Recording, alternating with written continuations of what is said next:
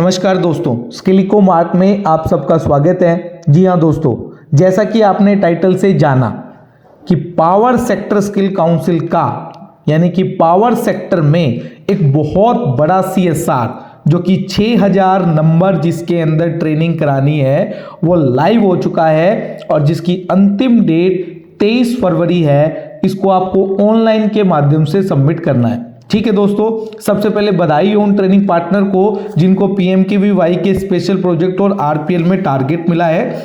और अब जो लोगों को नहीं मिला है वो निराश ना हो। स्किल डेवलपमेंट की केवल एक स्कीम नहीं है, हजारों स्कीम स्किल डेवलपमेंट की अभी लाइव है, जिसका एक बेहतरीन एग्जाम्पल हम आपके सामने लेकर आए हैं। एक बेहतरीन CSR प्रोजेक्ट आपके लिए लेकर आए हैं स्किल डेवलपमेंट में।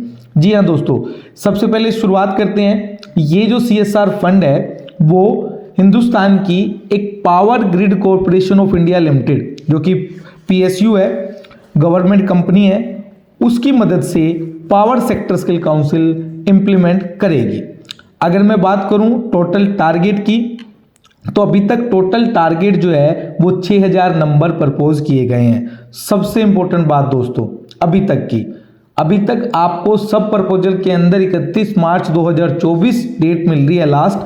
इस प्रपोजल की इंप्लीमेंट करने की अंतिम डेट मार्च 2025 होगा, यानी कि कोई आपको जल्दी नहीं होगी। एक बार अलॉटमेंट करने के बाद आप आराम से आसानी से इस प्रोजेक्ट को इंप्लीमेंट कर पाओगे। ठीक है दोस्तों, तो यानी कि प्रोजेक्ट को इंप्लीमेंट करने की लास्ट डेट जो है वो मार्च 2025 रखी गई है।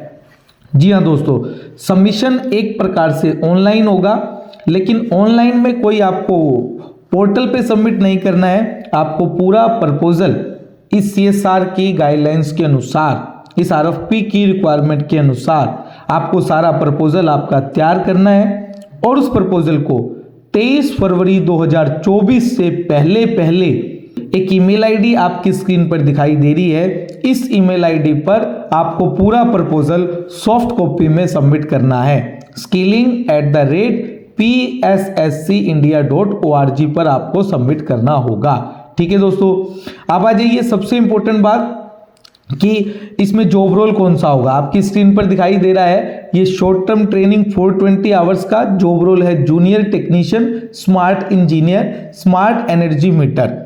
मिनिमम क्वालिफिकेशन बहुत न्यूनतम है 10th और मिनिमम एंट्री एज 18 है। बैच साइज 25 से 30 आप रख पाओगे।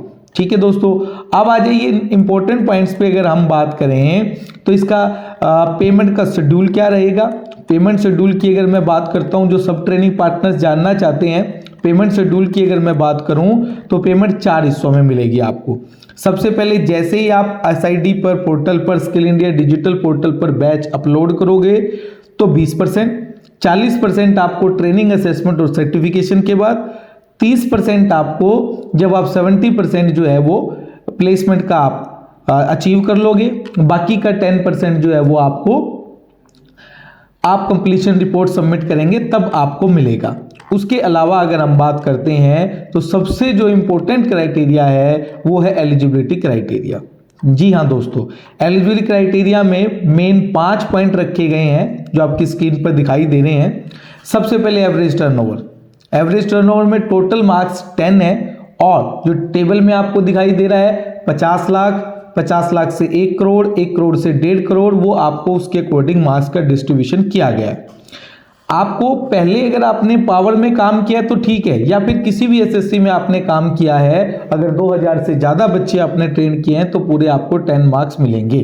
तीसरा, ट्रेनिंग सेंटर जो ग्रेडिंग मैट्रिक्स है सेंटर्स के लिए 80% से ज्यादा, इसका भी एक फॉर्मेट दिया गया है, स्मार्ट का है। यानी आपको बताना होगा कि आपके पास अगर स्मार्ट का सेंटर 80% से ऊपर है, यदि आपको पता है 70 में 4 स्टार आता है तो यानी कि आपको ऑलमोस्ट मानिए कि 80% अगर आपकी ग्रेडिंग है तो आपको पूरे मार्क्स मिलेंगे।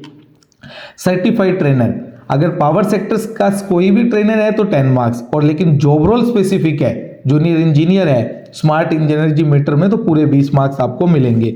प्लेसमेंट सेल फैसिलिटी आपको, आपके पास कितने MOU साइन है वो आपको फिर उसके लिए आपको पूरे 20 मार्क्स मिलेंगे। ठीक है दोस्तों, अब आ जाइए सबसे इंपॉर्टेंट अगर हम बात करते हैं नेक्स्ट पॉइंट पर आपको जो सारी डिटेल्स हैं वो आपको डिटेल्स एज पर जो भी एनेक्चर यहाँ पे दिए गए हैं उन एनेक्चर के अकॉर्डिंग ये डिटेल्स आपको फिल करनी है और सबमिट कर देंगे। एक और पॉइंट बहुत इंपॉर्टेंट है इसके अंदर, बहुत सारे जो स्कीम्स होती हैं उसमें कैंडिडेट को क्या बेनिफिट मिलता है, ये बड़ा इंपॉर्टेंट है और बहुत ज़्यादा बेनिफिट जो है कैंडिडेट को दे रहे हैं ताकि कैंडिडेट ज़्यादा से ज़्यादा जो है वो इसमें इंटरेस्टेड हो, अपनी इच्छा जताए।